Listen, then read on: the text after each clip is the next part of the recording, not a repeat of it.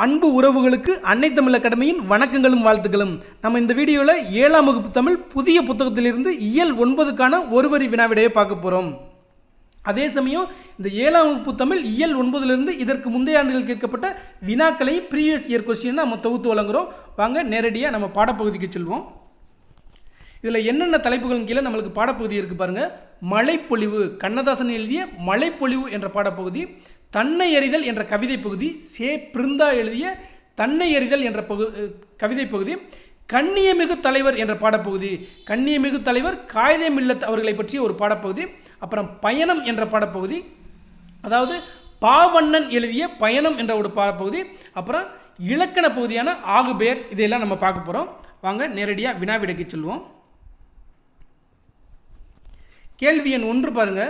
சாந்தமுடையோர் பேறு பெற்றோர் என தத்துவம் சொன்னார் என்ற பாடல் இடம்பெற்ற நூல் இயேசு காவியம். சாந்தமுடையோர் பேறு பெற்றோர் என தத்துவம் சொன்னார் என்ற பாடல் இடம்பெற்ற நூல் இயேசு காவியம். இயேசு காவியத்தில் மழைப்பொழிவு என்ற பகுதி. அடுத்து பாருங்க. கேள்வி எண் 2 பாருங்க.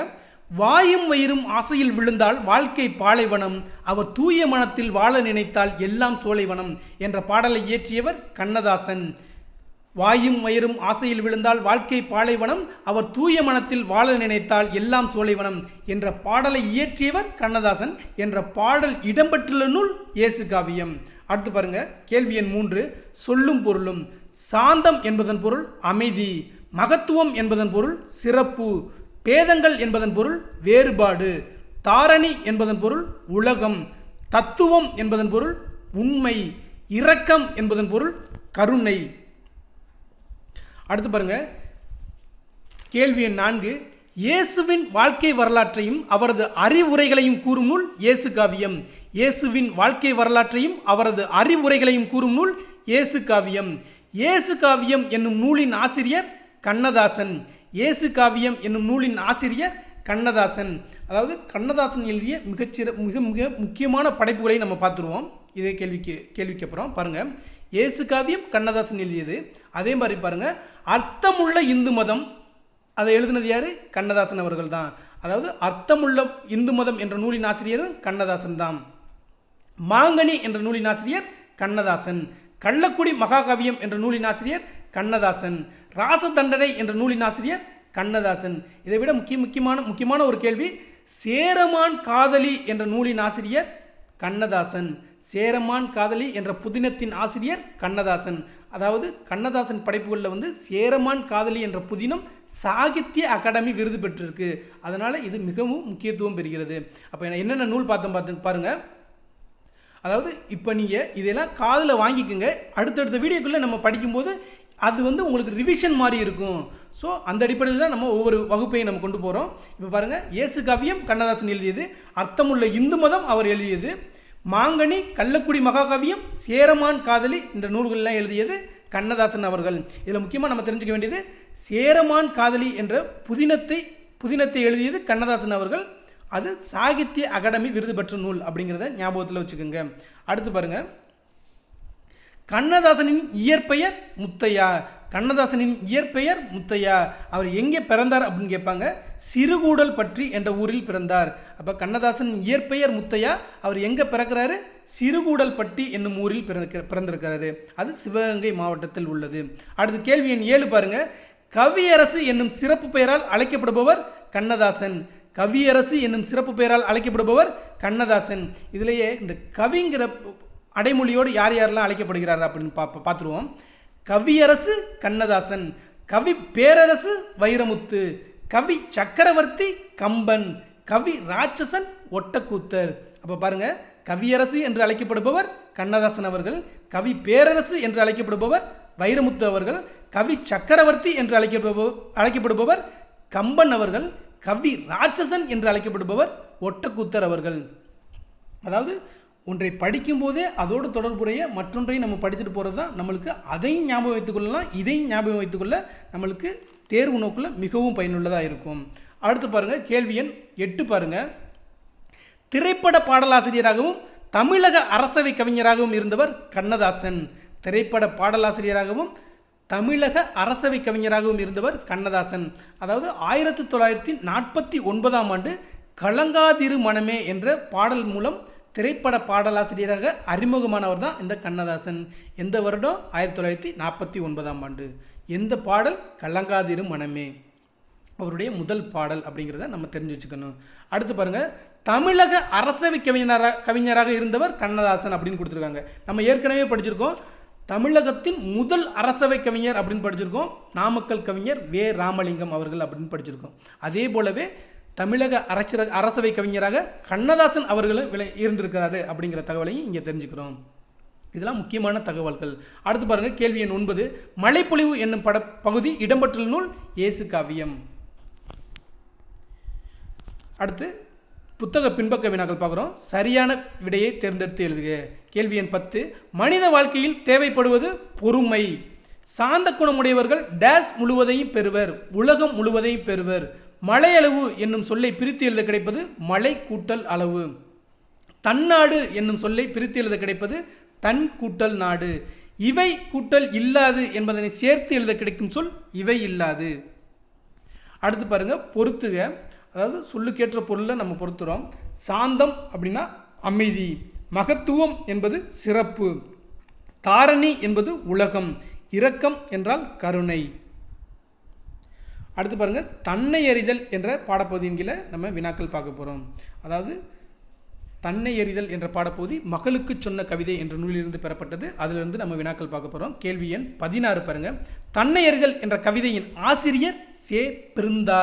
தன்னை அறிதல் என்ற கவிதையின் ஆசிரியர் சே பிருந்தா. சே பிருந்தாள் எழுதிய கவிதை நூல்கள் பாருங்க, மழை பற்றிய பகிர்தல்கள், வீடு முழுக்க வானம், மகளுக்கு சொன்ன கதை. அப்போ சே பிருந்தா எழுதிய கவிதை நூல்கள் 3 நூல்கள் தான். 3 நூல்களை நம்ம கண்டிப்பாக ஞாபகம் வைத்துக்கொள்ள வேண்டும். என்னென்ன பாருங்கள், மழை, வானம், மகளுக்கு சொன்ன கதை அப்படிங்கிறது மாதிரி ஞாபகம் வச்சுக்கோங்க. மழை பற்றிய பகிர்தல்கள், வீடு முழுக்க வானம், மகளுக்கு சொன்ன கதை. கேள்வி எண் 18 பாருங்க, தன்னை அறிதல் என்ற கவிதை எந்த நூலிலிருந்து எடுக்கப்பட்டது? மகளுக்கு சொன்ன கதை. புத்தக பின்பக்க வினாக்கள் பாருங்க. கேள்வி எண் 19, கூடுகட்ட தெரியாத பறவை குயில். கூடுகட்ட தெரியாத பறவை குயில். கேள்வி எண் 20 பாருங்க, தானொரு என்னும் சொல்லை பிரித்து எழுத கிடைப்பது தான் கூட்டல் ஒரு. அடுத்து கண்ணியமிகு தலைவர் என்ற பாடப்பகுதியில் நம்ம வினாக்கள் பார்க்க போகிறோம். கேள்வி எண் 21 பாருங்க, கண்ணியமிகு என்னும் அடைமொழியால் அழைக்கப்படுபவர் காயிதே மில்லத். கண்ணியமிகு என்னும் அடைமொழியால் அழைக்கப்படுபவர் காயிதே மில்லத். கேள்வி எண் 22 பாருங்க, ஒத்துழையாமை இயக்கத்தை அறிவித்து அதில் இளைஞர்கள் திரளாக கலந்து கொள்ள வேண்டும் என்று வேண்டுகோள் விடுத்தவர் காந்தியடிகள். அப்போ ஒத்துழையாமை இயக்கத்தில் இளைஞர்கள் பங்கு கொள்ள வேண்டும் என்று வேண்டுகோள் விடுத்தவர் காந்தியடிகள். கேள்வி எண் 23 பாருங்க, காயிதே மில்லத் படித்த கல்லூரி திருச்சி தூய வளநாள் கல்லூரி. அதாவது திருச்சியில் உள்ள சென்ட் ஜோசப் காலேஜ் அப்படின்னு சொல்லுவாங்க. கேள்வி எண் 24, தமது கல்வியை விட நாட்டின் விடுதலையே மேலானது என்று எண்ணி ஒத்துழையாமை இயக்கத்தில் கலந்து கொண்ட தலைவர் காயிதே மில்லத். தமது கல்வியை விட நாட்டின் விடுதலையே மேலானது என்று எண்ணி ஒத்துழையாமை இயக்கத்தில் கலந்து கொண்ட தலைவர் காயிதே மில்லத். அப்போ காந்தியடிகளால் ஒத்துழையாமை இயக்கம் அனௌன்ஸ் பண்ணுறாங்க. அப்போ பள்ளி கல்லூரிகளை அரசு வேலைகளை இந்தியர்கள் புறக்கணிக்க வேண்டும் அப்படின்னு காந்தியடிகள் அறைகோவல் விடுக்கிறாரு. அதை ஏற்று தமது கல்லூரி படிப்பை விடுத்து இந்த போராட்டத்தில், விடுதலை போராட்டத்தில் கலந்து கொண்ட தலைவர் தான் காயிதே மில்லத் அவர்கள் அப்படின்னு பார்க்குறோம். எந்த போராட்டத்தில் கலந்து கொண்டார்? ஒத்துழையாமை இயக்க போராட்டத்தில் கலந்து கொண்டார். நம்ம ஐயனம் பகுதியில் நம்ம நிறைய கேள்விகளை அடுத்தடுத்த வீடியோக்களில் பார்ப்போம். கேள்வி எண் 25 பாருங்கள், பொது நிகழ்ச்சிகளில் கலந்து கொள்ள பொது போக்குவரத்து ஊர்திகளை பயன்படுத்திய அரசியல் தலைவர் காயிதே மில்லத். அப்போ பொது நிகழ்ச்சிகளில் கலந்து கொள்ள பொது போக்குவரத்து அப்படின்னா பஸ்ஸு, ட்ரெயின், இந்த மாதிரி போக்குவரத்தை பயன்படுத்திய ஒரு எளிமையான தலைவராக காயிதே மில்லத் விளங்குகிறார். அடுத்து பாருங்கள், கேள்வி எண் 26, மணக்கொடை வாங்கும் திருமணங்களில் கலந்து கொள்ள மாட்டேன் என வெளிப்படையாக அறிவித்தவர் காயிதே மில்லத். மணக்கொடை என்றால் வரதட்சணை என்று பொருள். அதாவது மணக்கொடை வாங்கும் திருமணங்களில் கலந்து கொள்ள மாட்டேன் என வெளிப்படையாக அறிவித்தவர் காயிதே மில்லத். கேள்வி எண் 27 பாருங்கள், பழமையான மொழிகளில் ஒன்றைத்தான் ஆட்சி மொழியாக்க வேண்டும் என்றால் அது தமிழ் மொழிதான் என்று நான் உறுதியாக சொல்வேன் என கூறியவர் காயிதே மில்லத். அப்போ தமிழ் மொழியைத்தான் ஆட்சி மொழியாக ஆக்க வேண்டும் என உறுதியாக கூறியவர் காயிதே மில்லத் அவர்கள் அப்படின்னு பார்க்குறோம். கேள்வி எண் 28 பாருங்கள், இந்தியா சீனா போர் நடைபெற்ற ஆண்டு 1962. கேள்வி எண் 29, இந்திய சீன போரில் தனது ஒரே மகனை போர் முனைக்கு அனுப்ப ஆயத்தமாக இருப்பதாக தெரிவித்து நேருவுக்கு கடிதம் எழுதியவர் காயிதே மில்லத். கேள்வி எண் 30. காயிதே மில்லத் அவர்களின் இயற்பெயர் முகமது இஸ்மாயில்.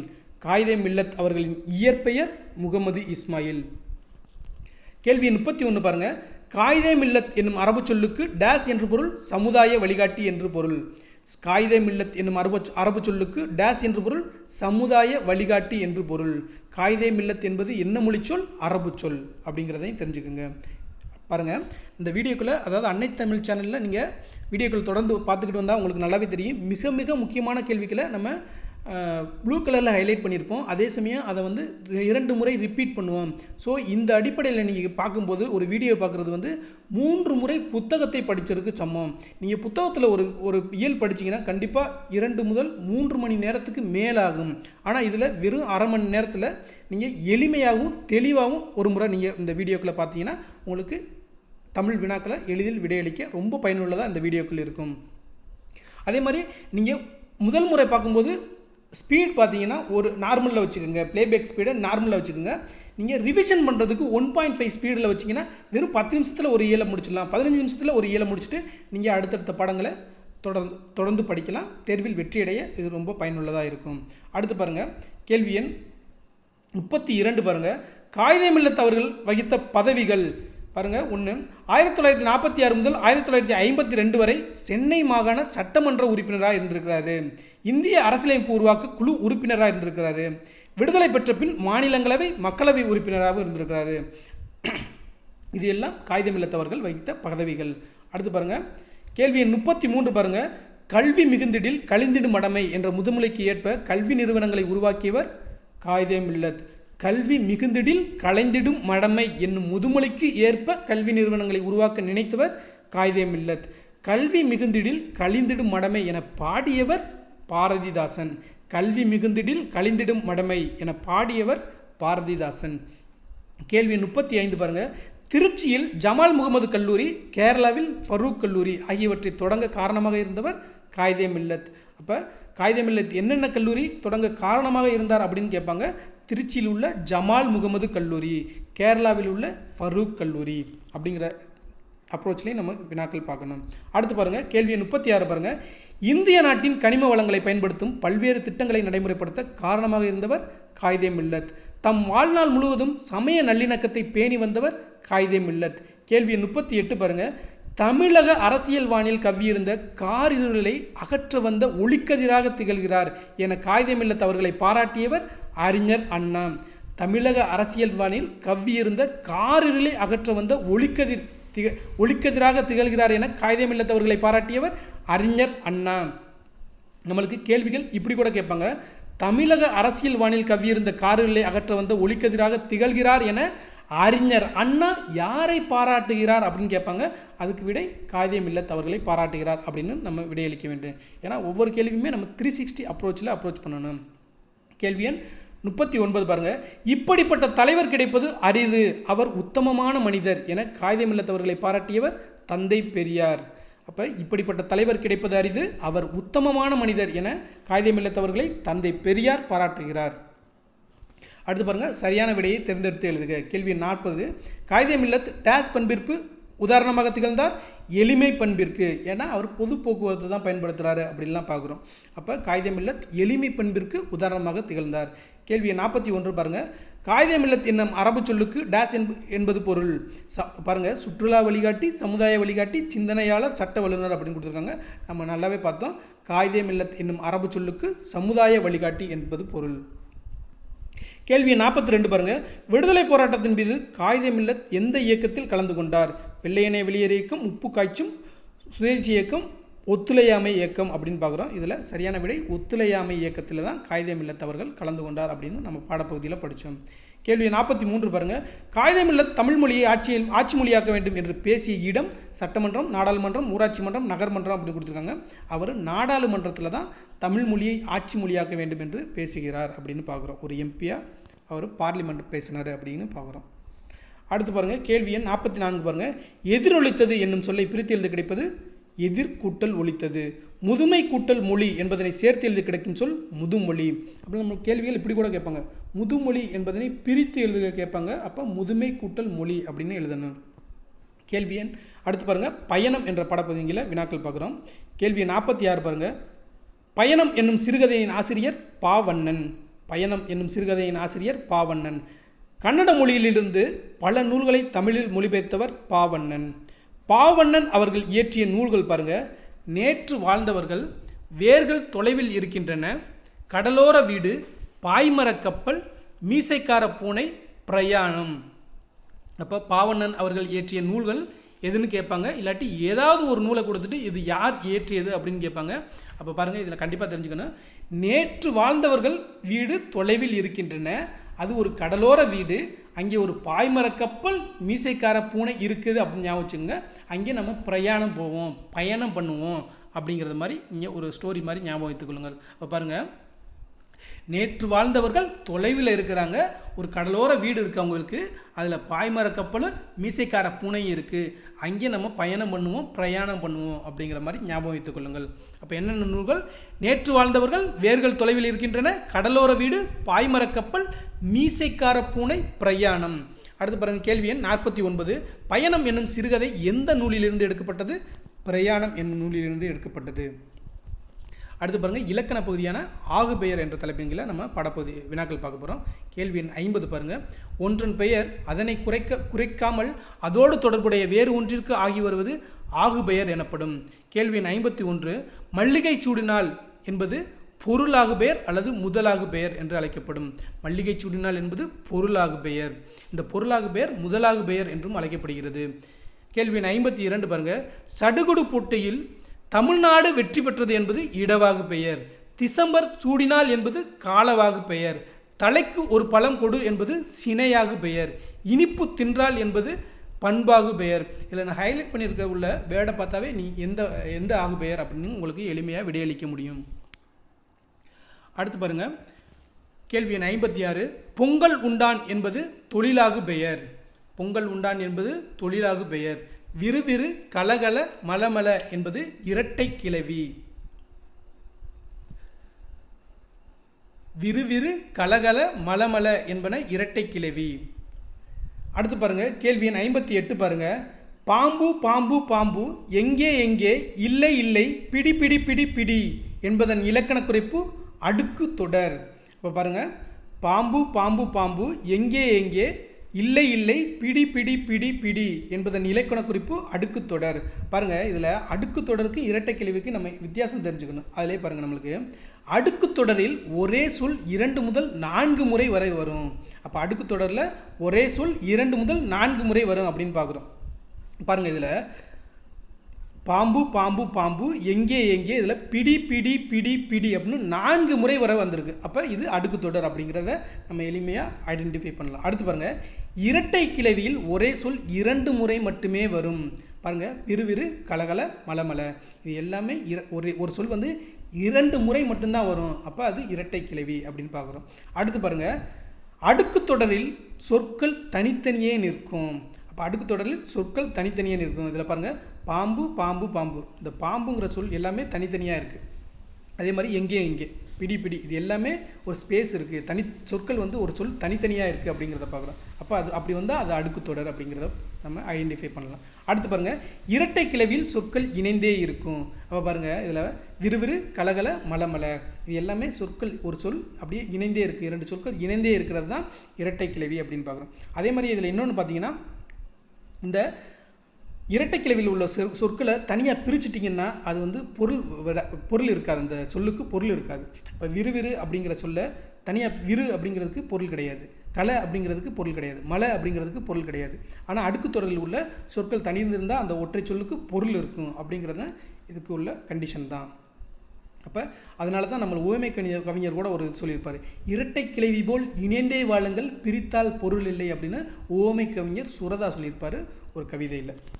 அடுத்து பாருங்கள், சரியான விடையை தேர்ந்தெடுத்தலுக்கு புத்தக பின்பக்க வினாக்கள். கேள்வி எண் 60 பாருங்கள். பொருளின் பெயர் அதன் உறுப்புக்கு ஆகி வருவது பொருளாகு பெயர். பொருளின் பெயர் அதன் உறுப்புக்கு ஆகி வருவது பொருளாகு பெயர்.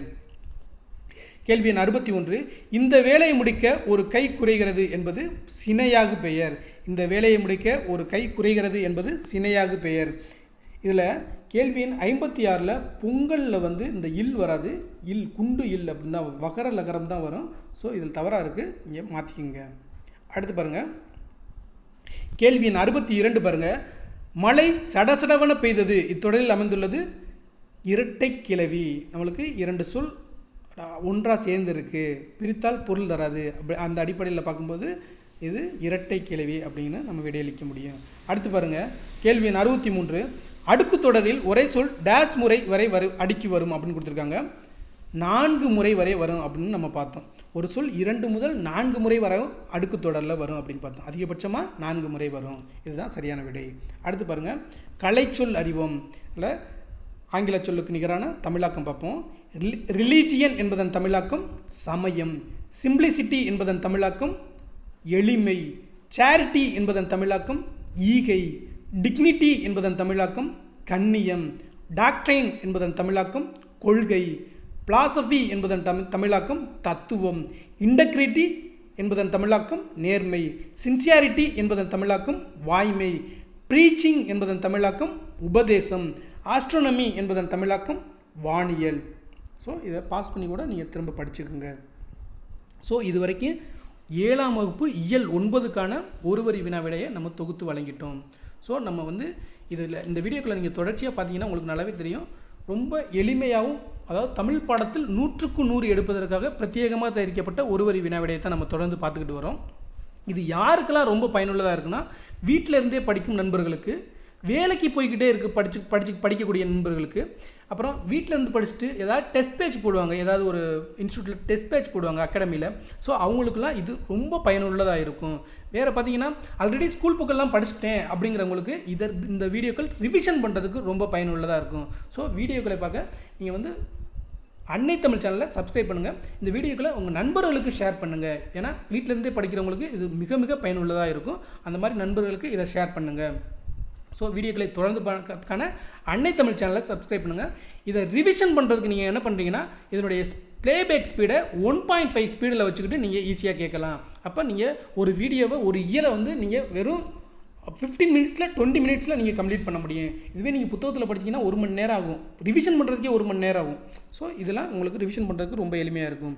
ஸோ அடுத்து நம்ம முந்தைய ஆண்டு வினாத்தல்கள் பார்ப்போம். இதே பகுதியில் பாருங்கள், இயேசு காவியம் பாடியவர் வீரமாமுனிவர், ஜி.யு. போப், கண்ணதாசன், பாரதிதாசன் அப்படின்னு பார்க்குறோம். இதில் நல்லாவே தெரியும், இயேசு காவியம் பாடியவர் கண்ணதாசன். அதே மாதிரியே அத்தமுள்ள இந்து மதம் பாடியவர் கண்ணதாசன் அப்படிங்கிறத நம்ம பார்த்தோம்.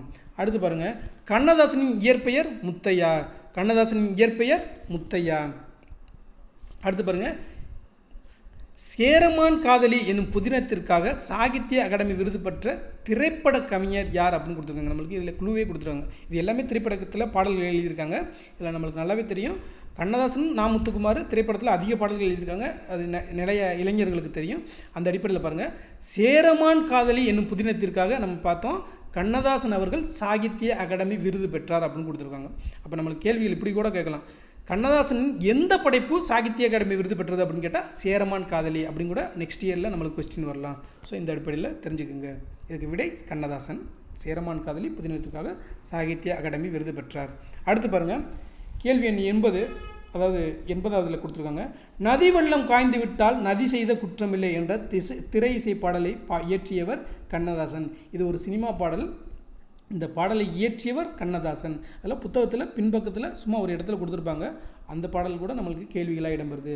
அப்போ பாருங்கள், நதி வெள்ளம் காய்ந்து விட்டால் நதி செய்த குற்றமில்லை என்ற திரை இசை பாடலை இயற்றியவர் கண்ணதாசன்.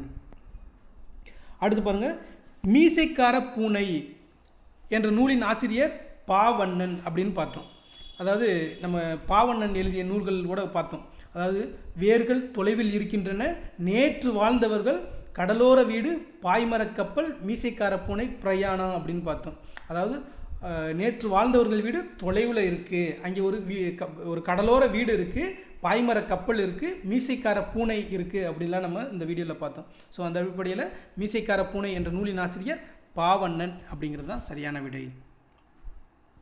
அடுத்து பாருங்கள், மணக்கொடை வாங்கும் திருமணங்களில் கலந்து கொள்ள மாட்டேன் என மணக்கொடை முறைக்கு எதிர்ப்பு தெரிவித்தவர் காயிதே மில்லத். அதாவது இந்த வரதட்சணை முறைக்கு பெரியார் நிறைய குரல் கொடுத்துருப்பாரு. பெண்கள் முன்னேற்றத்துக்கு நிறைய குரல் கொடுத்துருப்பாரு. அதனால் நீங்கள் பெரியாரை குறிப்பிடக்கூடாது. இந்த சென்டென்ஸையும் நம்மளுக்கு பாடப்புத்தகத்தில் கொடுத்துருக்காங்க. இதை அவர் டைரெக்டாகவே சொல்கிறார், நேரடியாகவே இந்த ஸ்டேட்மெண்ட்டை கொடுக்குறாரு. யார்? காயிதே மில்லத் அவர்கள். மணக்கொடை வாங்கும் திருமணங்களில் கலந்து கொள்ள மாட்டேன் என மணக்கொடை முறைக்கு எதிர்ப்பு தெரிவித்தவர் காயிதே மில்லத் என்பதுதான் சரியான விடை. அடுத்து பாருங்கள், கீழ்கண்டவற்றில் எது தேனரசன் படைப்பு அல்ல அப்படின்னு கேட்டிருக்காங்க. நம்மளுக்கு தேனரசனை பற்றி இந்த பகுதியில் நம்ம படிக்கல, ஏற்கனவே படித்தது தான் தேனரசனை பற்றி. ஆனால் இதில் மலை பற்றிய பகிர்தல்கள் அப்படின்னு நம்ம இந்த கேள்வியை இந்த வீடியோவில் நம்ம பார்த்தோம். அதாவது பிருந்தா எழுதிய நூல் தான் மலை பற்றிய பகிர்தல்கள். அப்போ இந்த கேள்விக்கு இது நம்ம படிச்சிருந்தாவே ஈஸியாக எளிமையாக விடையளிக்க முடியும். அப்போ கீழ்கண்டவற்றில் எது கவிஞர் தேனரசன் படைப்பு இல்லை? மலை பற்றிய பகிர்தல்கள். ஏன்னா மலை பற்றிய பகிர்தல்கள் யார் எழுதுனா? பிருந்தா அவர்கள் எழுதினாங்க. அப்போ இதில் பாருங்கள், தேனரசன் படைப்பு இது எல்லாம் மற்ற மூணையும் தெரிஞ்சுக்கோங்க. மண்வாசல், வெள்ளை ரோஜா, பெய்து பழகிய மேகம், இதெல்லாம் கவிஞர் தேனரசன் படைப்புகள் அப்படிங்கிறதுலையும் தெரிஞ்சுக்கோங்க. ஸோ இது வரைக்கும் நம்ம 6ஆம் வகுப்பு மற்றும் 7ஆம் வகுப்புக்கான பொதுத்தமிழ் பாடத்தில் இயல் 1 to 9 வரை வீடியோக்களை தொகுத்து வழங்கிட்டோம். ஸோ இனிமேல் அடுத்தடுத்து நிறைய வீடியோக்கள் நம்ம தொகுத்து வழங்குவோம். ஸோ இது போன்ற வீடியோக்களை நீங்கள் முழுமையாக தொடர்ச்சியாக்கான அன்னை தமிழ் சேனலை சப்ஸ்கிரைப் பண்ணுங்கள். உங்கள் நண்பர்களுக்கு ஷேர் பண்ணுங்கள். நீங்கள் பண்ணக்கூடிய ஷேர் கண்டிப்பாக யாரோ ஒருத்தவங்களுக்கு வீட்டிலேருந்தே படிக்கிறவங்களுக்கு கண்டிப்பாக பயனுள்ளதாக இருக்கும். அந்த மாதிரி நண்பர்களுக்காக ரொம்ப அதாவது படிக்கிறதுக்கு நேரமே இல்லை, குறைவான நேரம் தான் இருக்குது அப்படிங்கிறவங்களுக்கு இந்த வீடியோக்கள் ரொம்ப பயனுள்ளதாக இருக்கும். உங்கள் நண்பர்களுக்கு ஷேர் பண்ணுங்கள். அன்னை தமிழ் சேனலை சப்ஸ்கிரைப் பண்ணுங்கள். நன்றி, வணக்கம். அடுத்த வீடியோவில் சந்திப்போம்.